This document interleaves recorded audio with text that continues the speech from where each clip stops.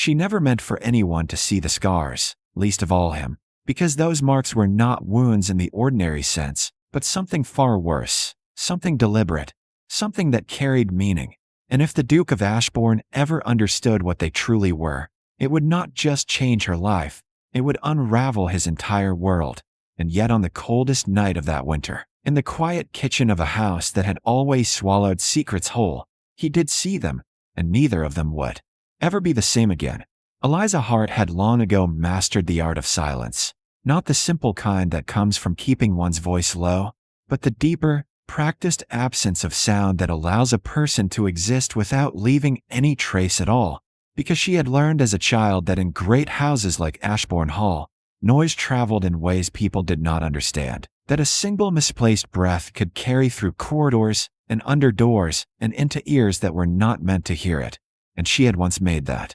mistake when she was younger, when grief had still been louder than caution, and the consequences had taught her something final about the danger of being noticed. By day, she was the cook's daughter, useful, efficient, and entirely unremarkable, moving through the servants' corridors with the quiet precision of someone who understood exactly how much space she was allowed to occupy and no more, her hands always busy, her head always slightly bowed, her presence acknowledged only when required and forgotten immediately after, which was precisely how she preferred it, because being seen meant being remembered, and being remembered meant being found. But at night, when the house settled into its long, creaking breath and the last candle was extinguished, Eliza allowed herself a different kind of existence, one where she could move through the kitchen and the back halls as though they belonged to her, where she could sit by the dying fire and let the weight she carried press a little less tightly against her ribs, where she could, if she was very careful, allow herself to feel things she spent the daylight hours burying so deeply that even she sometimes forgot they were there. It was on such a night, in late January, when the frost had crept along the inside edges of the kitchen windows and the air itself seemed brittle with cold, that she made the mistake of believing she was alone. And so she sat on the low wooden stool near the hearth with her knees drawn close and her right hand pressed against her mouth to hold in the sound, and she cried, not the soft, composed tears that could be explained away if someone happened to see them, but the quiet, relentless kind that came from somewhere deeper, the kind her body produced without permission when the past pressed too close to the present and refused to be ignored. She did not hear the door open, because she had trained herself not to expect interruption at that hour, and she did not know that the Duke rarely slept past 3, that he had taken to making his own tea in the middle of the night during his first year in the house, and had never broken the habit, preferring solitude to the presence of servants he would otherwise have to wake. And so when he stepped into the kitchen that night, tall and composed even in his weariness, expecting nothing more than the quiet ritual that helped him pass the sleepless hours, he instead found her there, small and still in the flickering light of the dying fire, her shoulders trembling in a way that spoke of something held back for far too long. He stopped in the doorway without announcing himself, not out of intent to startle her, but because something about the moment arrested him completely, as though he had stumbled into a private grief that did not belong to him and did not know how to leave without disturbing it. And in that pause he observed details he would later wish he had not noticed so clearly, the way her breath caught silently against her hand, the rigid control in her posture, the unmistakable effort of someone trying not to exist even while breaking apart. He knew who she was, of course. In a house like Ashbourne Hall, the staff were not strangers to their master, merely people he was not meant to see too closely. And Eliza had been present in the background of his life for years, first as a child trailing quietly behind her mother, then as a young woman who moved with an efficiency that required no correction and invited no conversation. And he had never once seen her like this. When the floorboard beneath his step betrayed him with a sharp crack that echoed across the stone walls, she reacted instantly, her head snapping up, her body rising to its feet with the reflex of someone who understood that standing was safer than sitting when discovered. And for a single unguarded moment their eyes met across the cold room, hers wide and bright with unshed tears, his caught between apology and something he could not yet name. She pulled herself together with remarkable speed, wiping her face with the edge of her sleeve and lowering her gaze as though she could erase what he had already seen, murmuring an apology that came too quickly, too practiced, as if she had spoken those exact words in her mind 100 times before,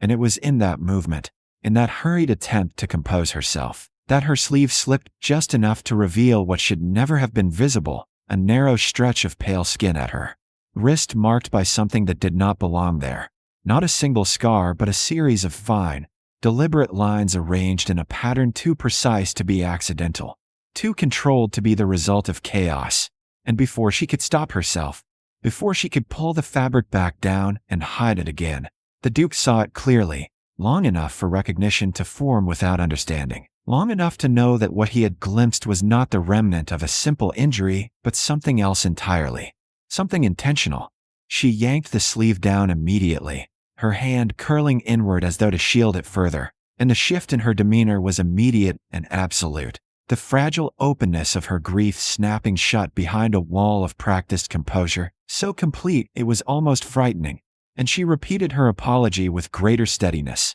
assuring him she would leave at once, that she had not meant to intrude, that she would not trouble him further. And he found himself saying, quietly but firmly, that she was not troubling him at all, though the words felt insufficient against the weight of what had just passed between them. He moved to the kettle, more out of instinct than intention, giving her space to gather herself without the added burden of his gaze. And as he prepared the tea in the familiar, mechanical way he had done countless times before, he became acutely aware that something in the balance of the house had shifted, that a door he had not known existed had been opened a fraction, revealing a darkness behind it that he could not ignore even if he chose not to step through. When he finally turned back toward her, she stood composed and silent, every trace of her earlier vulnerability carefully concealed, but her sleeve remained pulled too far down, her hands still slightly curled, and in that small, telling detail he recognized the truth more clearly than he had in the brief glimpse itself,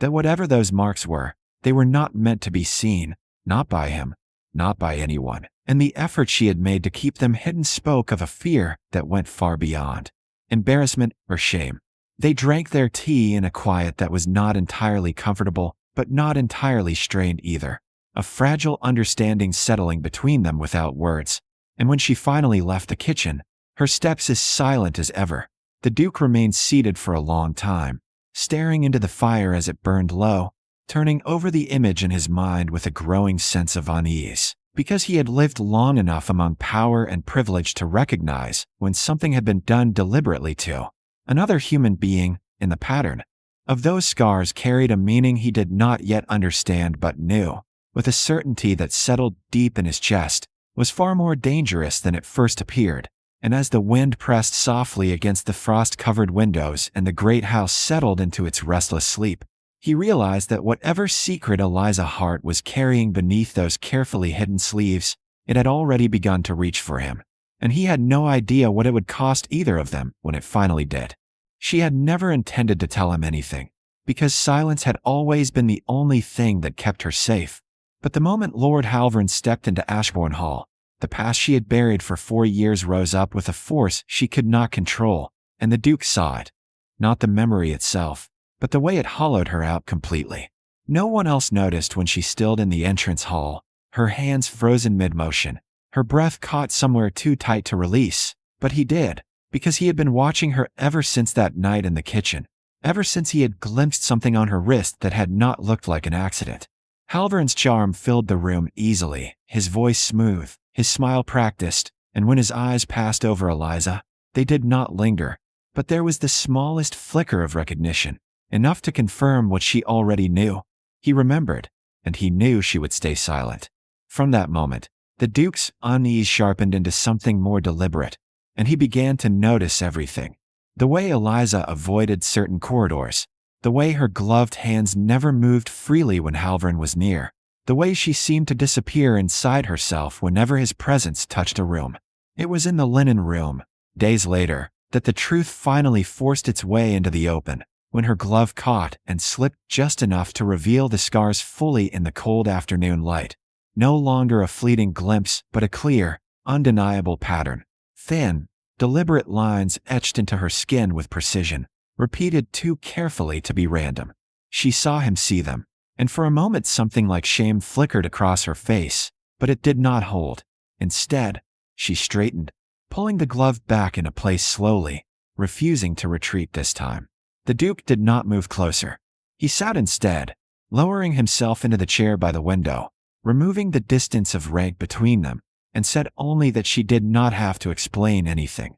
That was what broke the silence. Not force, but the absence of it. And after a long pause, she spoke in quiet fragments, telling him of the household she had been sent to years ago, of a night that had changed everything, of how the scars were not punishment, but something intentional, each mark placed with purpose, part of something she had not understood until it was too late. She did not name the man. She did not need to. The Duke understood enough, and with that understanding came something heavier than anger. A slow, certain realization that what had been done to her was part of a system that men like Halvern moved through without consequence. When he finally asked who, she shook her head immediately, not refusing, but protecting, and in that single gesture he saw how deep the danger still ran. He did not press her. He only told her she had not been wrong to tell him, and though his voice remained calm, something in it had changed, something steady and irreversible. When he left the room, closing the door quietly behind him,